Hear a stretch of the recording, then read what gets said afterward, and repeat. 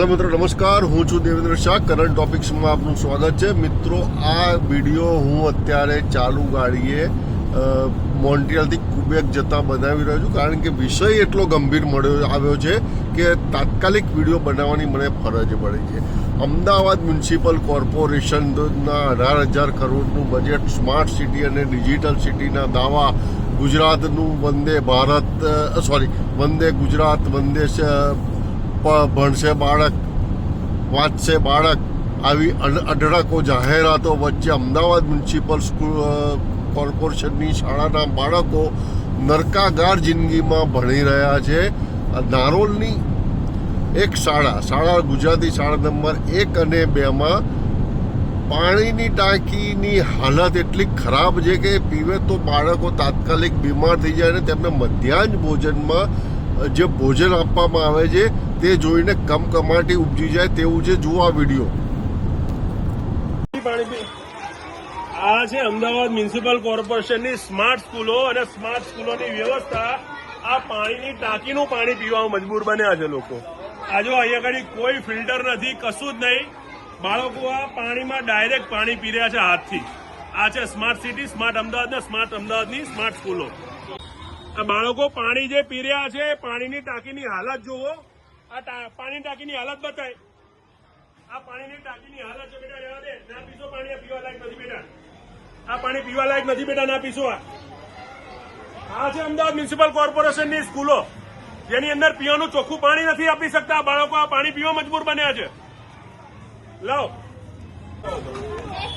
10 second અમારી પાસે કોઈ એવું છે પરિપત્ર કે અમે વિઝિટ ના કરી શકીએ? કરી લીધી.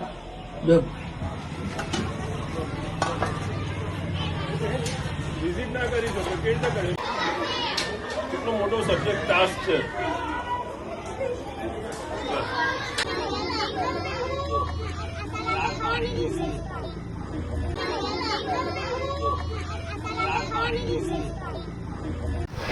નારોલની સ્કૂલે ઉભો છું. પીવાનું પાણી ગંદુ મળી રહ્યું છે ને પાણી ચોખ્ખું કરવાની મશીન તમે જોવો ક્યાં કબાડીમાં પડી છે.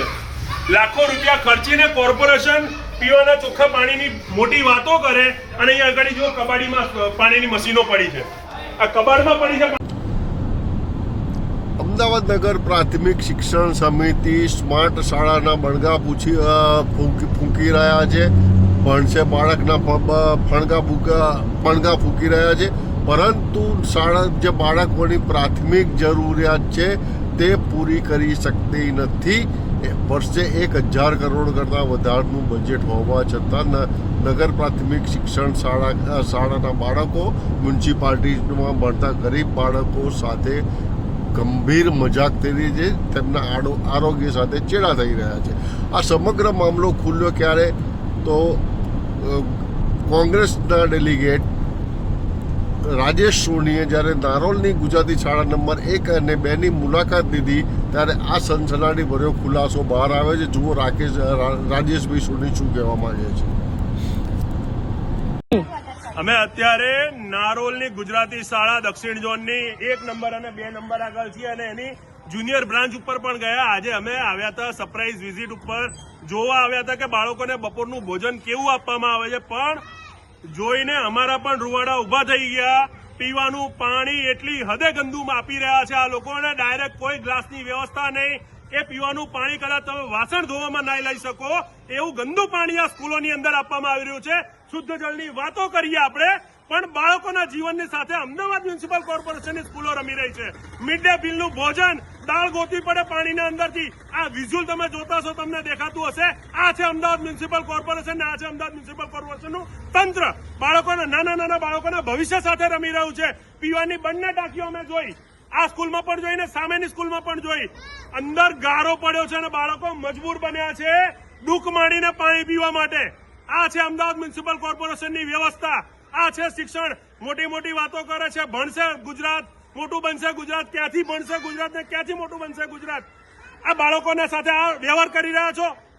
સરકારી શાળામાં સારું ભોજન મળે, સારું પીવાનું પાણી મળે, સારું શિક્ષણ મળે, પણ આ હકીકત છે. આ સારું શિક્ષણ, આ સારું ભોજન, આ સારી શાળાઓ આ કેમેરાની સામે બધું જ કેદ થઈ ગયું અને આ હવે આપણે નિર્ણય લેવાનો છે કે આ તંત્ર અમદાવાદની બધી સ્કૂલોમાં આ રીતે વિઝિટ કરીને તપાસ કરવાની જરૂર છે કે ખરેખર બાળકોના ભવિષ્ય સાથે ચેડા તો નથી થઈ રહ્યા. આ રોગચાળો, આ બીમારી આવી સમયની અંદર પણ પીવાનું ચોખ્ખું પાણી ના આપી શકે, આ છે અમદાવાદ મ્યુનિસિપલ કોર્પોરેશનની સ્કૂલો અને આ છે ખરી શિક્ષણની હાલત. આશા છે આ વિડીયો આપને પસંદ આવી હશે. આપનો અભિપ્રાય જરૂર જણાવશો. જય ભારત, જય હિન્દ, જય જય ગરવી ગુજરાત.